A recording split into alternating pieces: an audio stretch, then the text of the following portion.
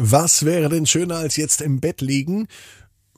Vielleicht gemeinsam am Lagerfeuer sitzen. Na dann, lasst uns das doch tun. Ab ins Bett, ab ins Bett, ab ins Bett, ab ins Bett. Der Kinderpodcast. Hier ist euer Lieblingspodcast. Hier ist Ab ins Bett mit der 737. Gute-Nacht-Geschichte. Ich bin Marco und ich freue mich, dass wir gemeinsam in den neuen Monat starten. Herzlich willkommen am ersten Abend des Septembers. Bevor wir mit hoffentlich guter Laune in die Gute-Nacht-Geschichte starten, kommt aber das Recken und das Strecken.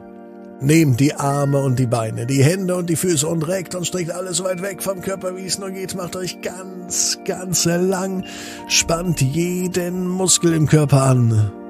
Und wenn ihr das gemacht habt, dann lasst euch doch einfach ins Bett hinein plumpsen und sucht euch eine ganz bequeme Position. Und heute Abend bin ich mir sicher, ich weiß es, ihr findet die bequemste Position, die es überhaupt bei euch im Bett gibt. Hier ist die 737. Gute-Nacht-Geschichte von Donnerstagabend, den 1. September.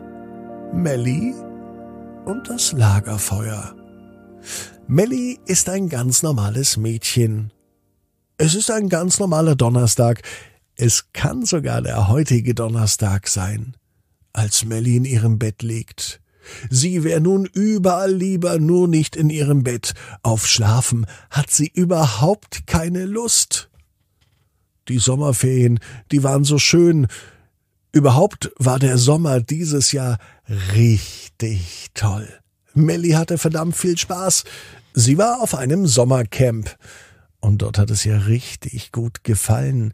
Jeden Abend saßen fast alle Kinder und Erwachsenen zusammen und haben Musik gemacht. Alle saßen in einem großen Kreis um ein wunderschönes Lagerfeuer. Das mag Melli. Musik und Lagerfeuer, das ist das Beste, was es überhaupt gibt.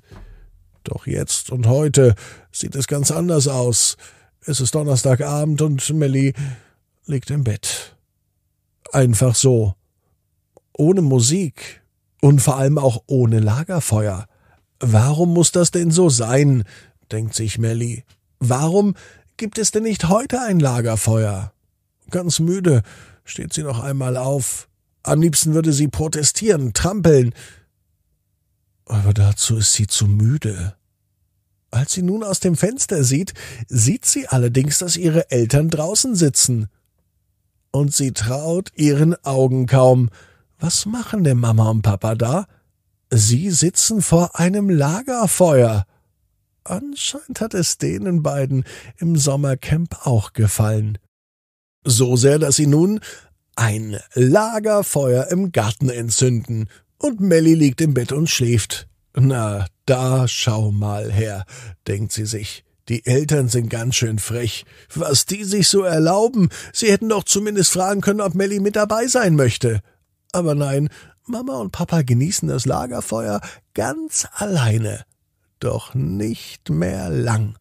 Schnell zieht sich Melli etwas an und sie schleicht sich dann von hinten an Mama und Papa heran. Und vor allem auch an das Lagerfeuer.